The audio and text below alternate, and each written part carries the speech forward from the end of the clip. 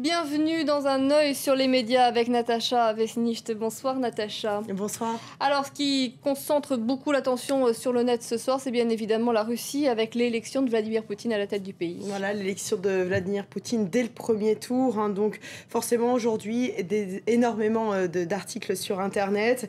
Il y a des articles comme celui-ci de Russian Today qui estime que ces élections ont été les plus transparentes de l'histoire de la Russie, qu'il n'y a qu'à regarder les vidéos qui ont été tournées dans les bureaux de vote pour se dire que les critiques d'aujourd'hui ne sont pas fondées.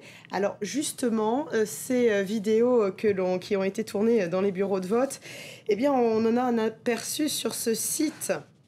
Et là, on voit que cette personne censée contrôler les élections dort sur son canapé. Il y a une autre vidéo, celle-ci, où l'on voit que cette vidéo a été tournée dans un bureau de vote, mais qui a été transformée en piste de danse. C'est un nightclub, apparemment.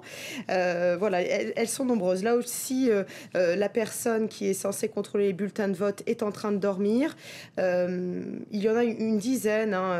C'est étonnant d'avoir mis ça en ligne, parce que ça vient, au contraire, démentir tout à fait. La transparence mais ça, du scrutin. C'est un autre site. C'est bien sûr pas Russian Today. Voilà, il y a beaucoup de vidéos. Alors là, j'arrive pas à vous la montrer. Je vais essayer de vous la décrire. Où l'on voit carrément un homme qui contrôle un bureau de vote, qui a une Kalachnikov autour du bras, donc pour montrer que ces élections ne sont pas si transparentes que cela. Alors, on comprend pourquoi l'opposition dénonce le déroulement du scrutin et crie à la fraude. De nombreuses manifestations ont eu lieu, comme à Saint-Pétersbourg, où des milliers de Russes sont descendus dans la rue aujourd'hui pour crier leur colère. Vous pouvez voir les images aujourd'hui de ces manifestations. Alors pourtant, cette opposition russe, elle a espéré que les réseaux sociaux puissent changer la donne et empêcher Vladimir Poutine de reprendre les clés du Kremlin. Dans cet article de Slate qui a été publié fin janvier, on se réjouissait de la mobilisation croissante des Russes. On parlait de 5 000, puis de 10 000, puis de 20 000 personnes dans les rues de Moscou. Mais déjà, on concluait que les sondages qui donnaient Vladimir Poutine vainqueur dès le premier tour avec 63%. Alors, c'était une bonne prédiction puisqu'il a été élu dès le premier tour avec 64%. Donc aujourd'hui, la réaction principale, c'est, on le savait, beaucoup de satire sur le net également. Je vous propose ce dessin publié sur le site de Rue 89 avec Bachar al-Assad qui tend la main à Vladimir Poutine pour le féliciter. Alors Nicolas Sarkozy vient d'adresser ses félicitations à Vladimir Poutine ce soir. Également. Écoutez, le premier en tout cas pour Rue 89, c'était Bachar al-Assad. Et Bachar al-Assad qui est représenté sur ce dessin, vous le voyez avec une main pleine de sang, et puis il tire des bouts de bras, des bouts de jambes, et puis un crâne, voilà, l'empêchant de serrer la main à Vladimir Poutine finalement.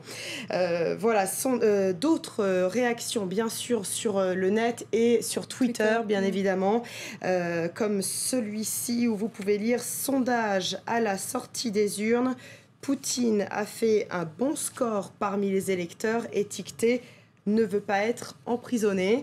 Et puis il y a un autre tweet que l'on a sélectionné parmi des millions qui ont circulé aujourd'hui sur la toile. J'examine la rumeur qui dit que 12 Russes sur 10 ont voté pour Poutine. Et puis voilà ce que l'on pouvait dire bien sûr sur ces élections de Vladimir Poutine qui aura fait un tour comme Premier ministre pour pouvoir se représenter à la tête du pays. Autre sujet qui fait le buzz sur le net aujourd'hui, cette polémique lancée par l'animateur radio le plus écouté outre-Atlantique. Racontez-nous cela. Oui, alors cet animateur s'appelle Rush Limbaugh.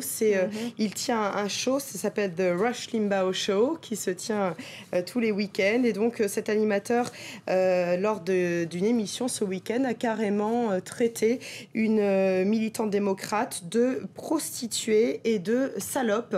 Voilà, pourquoi ? Parce que cette jeune fille estime que l'assurance maladie devrait rembourser la pilule contraceptive.